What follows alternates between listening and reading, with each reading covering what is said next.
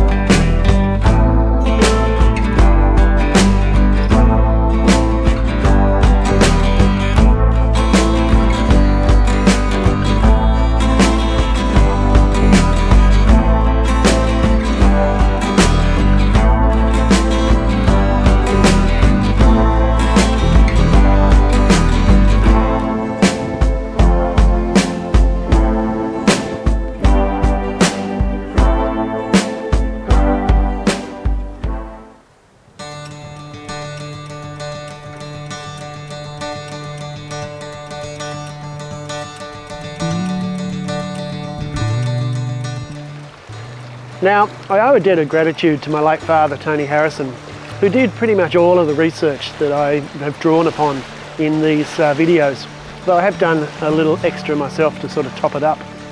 And Dad writes that on around the 14th of August 1847, James left the Cascades and undertook the short sail here to Lymington. Now, it's a 153k drive from Cascades to Lymington, and it's 103 k's or 58 nautical miles by sea. So I guess it is technically shorter, but there's a couple of provisos to that. One, I don't think you could have actually driven from Cascades to Lymington in 1847. And secondly, whilst the sea was the only choice, a significant portion of that voyage is across the very aptly named Storm Bay until you get to the tip of the Bruny Island and can turn and head down the D'Entrecasteaux Channel and eventually up the Huon River here to what is known as Port Cygnet. So yeah, is shorter, but not exactly comfortable. It would take probably about 11 hours if they averaged 4 knots.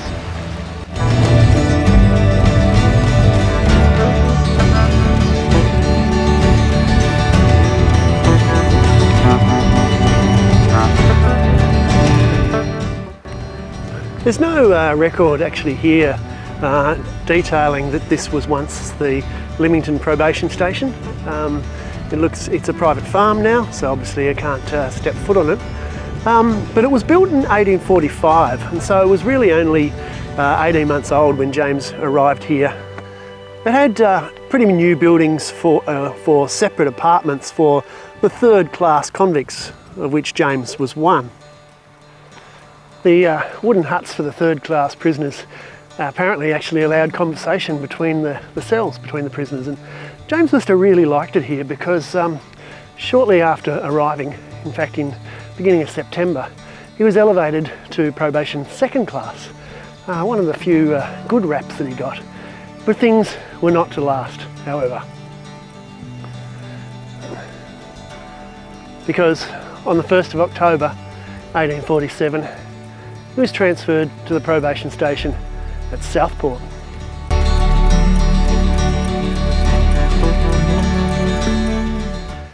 On the 1st of October, the ship would have pulled up anchor just over the other side of Copper Alley Bay and set sail for Southport.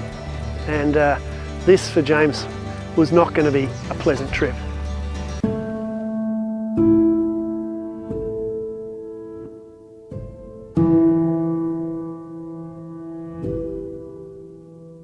Last sight of Port Signet, heading due south.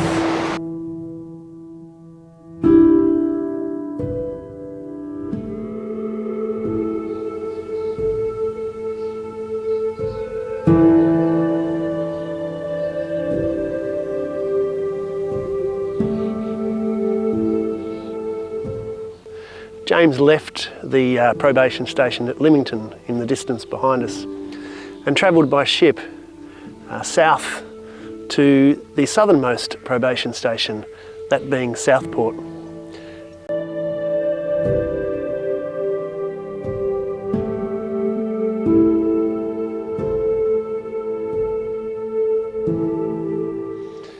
On that voyage, James sailed as pretty much as far south as you can see from here, and on that very trip he was up to his ways again.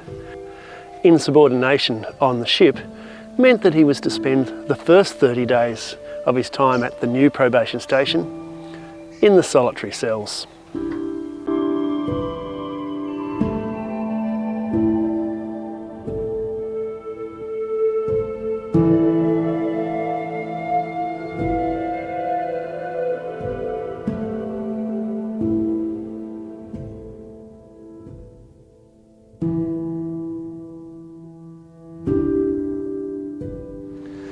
So the ship that James was on would have rounded that landmark in the distance, which is known as the Stack of Bricks, and then proceeded over here and to the entrance to the bay known as Southport.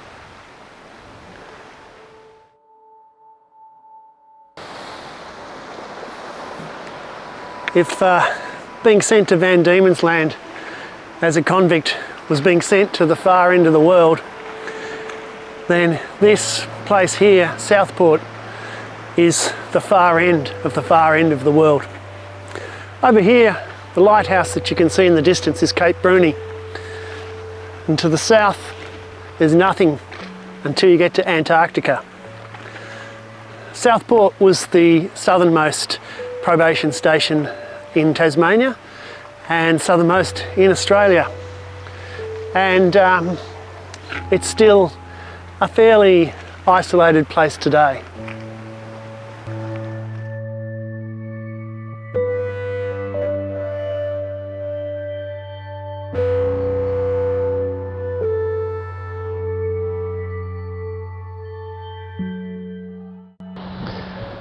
On the 1st of October 1847, James sailed through the entrance of Southport Bay and headed over the other side of the bay where was located the probation station.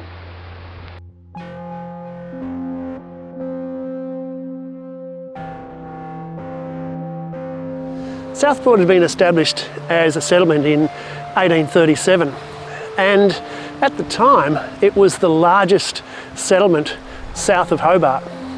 And whilst it looks like there's quite a few houses here, most of those houses that you can see in the distance are actually shacks.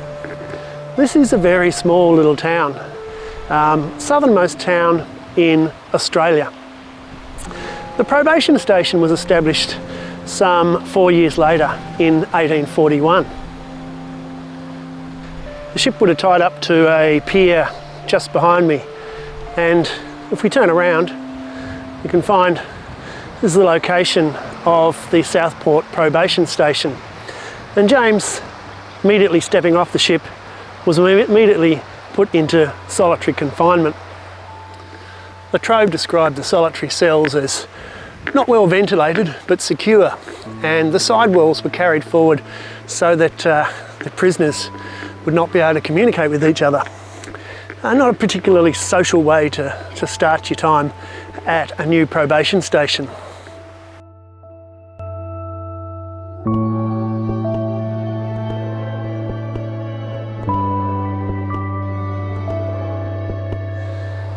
After being released from solitary, James would have been put in one of the prisoners' huts, which were designed to accommodate around 40 people. There were separate mess rooms and a cookhouse, and altogether about 500 people were said to be incarcerated at the probation station, carrying out a variety of tasks.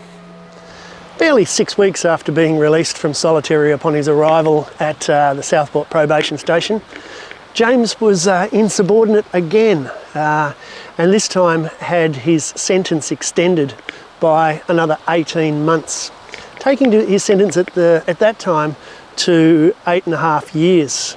But as we might already have guessed, he was going to spend a fair bit longer than those 8.5 years. The new year of 1848 didn't bring any changes, and on the 18th of January he escaped for the first time.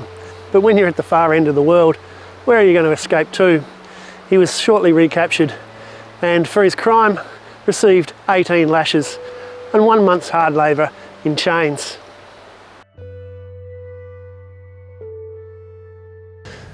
On the 15th of March 1848, James was found in possession of tobacco, and as a result of which was sentenced to 3 months hard labour in chains. Yeah, that's what you do to kids who are caught smoking, don't you? Well, I guess that was the equivalent of a lunchtime detention. And not long after that, on the 15th of April, he escaped again. Again, why would you even attempt to escape here? There is nowhere to go. There's only one way in at that time, by sea, and we're at least 100 kilometres from Hobart. But yeah, so recaptured again. And this time, another 1 month hard labour in chains and 36 stripes on the breeches. Ouch.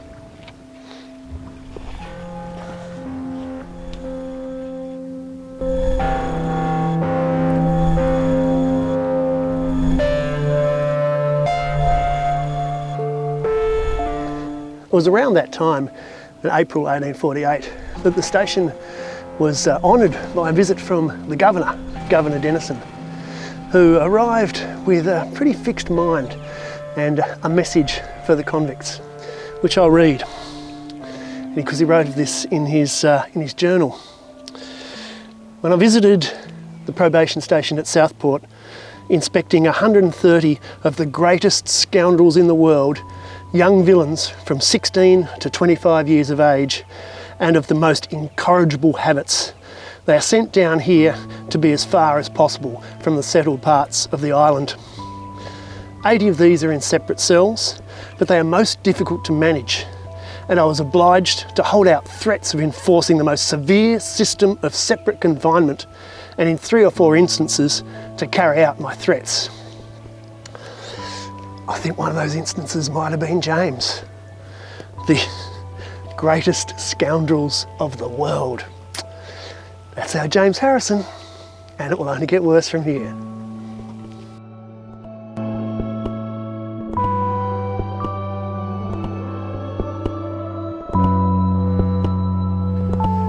There really was only one way to escape from the Southport Probation Station, and fortunately for us, this wasn't the way that James chose.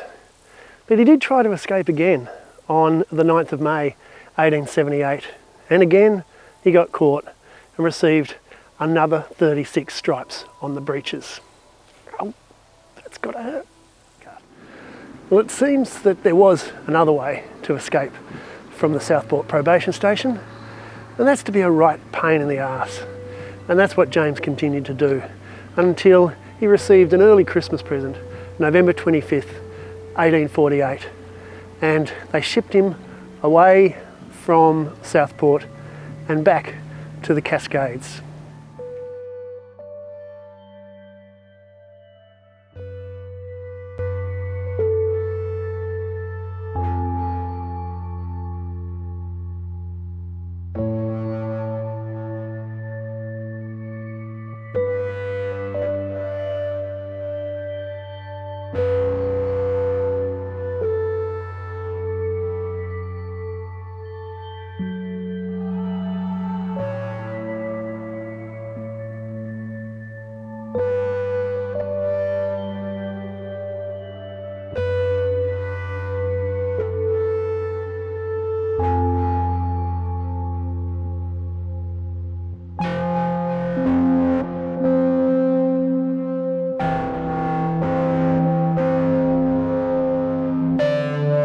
And it was at Cascades where began the absolutely most exciting part of James's career as a convict. But you'll have to wait for another episode for that one. So if you enjoyed this episode of A Pirate in Chains, please click like, please subscribe, and we'll see you somewhere else on the road of the Pirate in Chains, James Jimmy Harrison. Thanks for watching. I guess one of the biggest ironies is while James clearly didn't like his time here in the far south of Tasmania and did every effort to get away, I actually did everything to move back here. And yeah, so good news to know that I'll be starting a new job based in Hobart, and so no longer have to put up with the hellhole that is Cannonvale, North Queensland. Bliss. They're infuriating enough on their own roads in Queensland where they can't seem to navigate a corner without putting their brakes on, but they're even more infuriating here when we're in a 100 zone, which you could easily do 100, and we're cruising along at 60. Thanks, Queenslander. Why don't you learn to drive?